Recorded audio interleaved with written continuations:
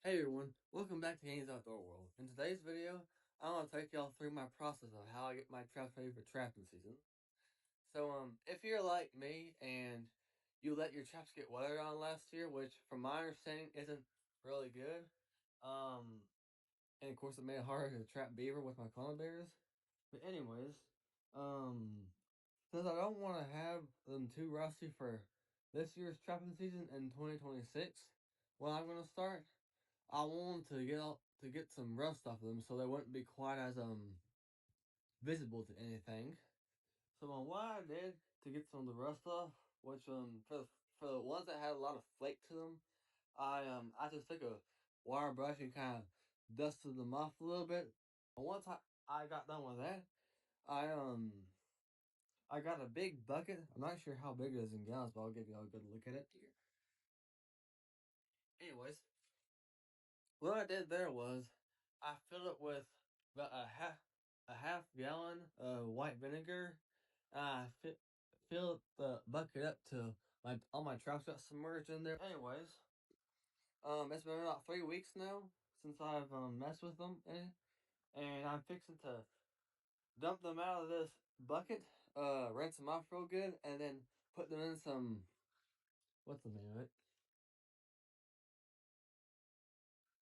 Full Metal Jacket dip from uh the Predator Control Group. And anyways, once I get them all rinsed off, I'll yeah, I to put to soaking them in that. So stay tuned.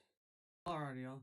So I just took care of dumping out all that white vinegar and water out of this bucket here, and what I'm gonna do now is I'm gonna rinse the traps down real good, then let them sit for about sit outside for a little while to let them dry off and everything. And then I'm gonna come back out here and start the other part of the process here. So catch y'all when I get to it, I guess. Alrighty guys. So I just got all the traps out of the bucket now, and I'm fixing to go spray them down with some water to kind of get all that water and white vinegar off of them.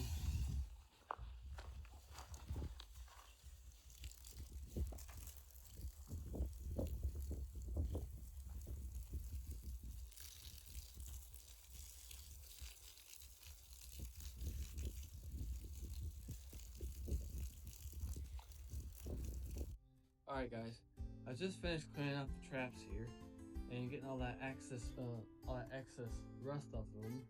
And currently, I'm gonna let them sit for about a day out here in the open, just to kind of let them dry out and they get some of that smell off of them before I start the other part of the process. Also, I did clean off that bucket earlier so that I can use that for when I start to uh, put them traps in that dye stuff. So, guess I'll catch you tomorrow for the next part of this process. Alrighty guys, I'm back for the second step of the process now. Currently it's December 22nd and I'm in a short sleeve shirt. Crazy, right? Well, apparently it's not that cold today, shockingly, and well, yeah. Right now I'm fixing to put some of that some of that trap dye or whatever it's called. I can't ever remember the name to it.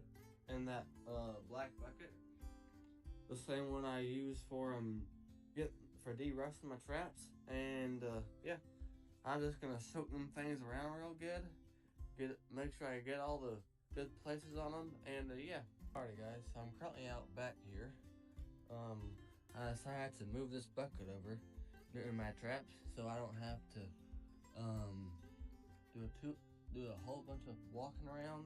But anyways, currently I'm opening a new bottle of this what's it called? Full Metal Jacket, trap and snare dip. And anyways, what I'm gonna do is I'm gonna pour this in here.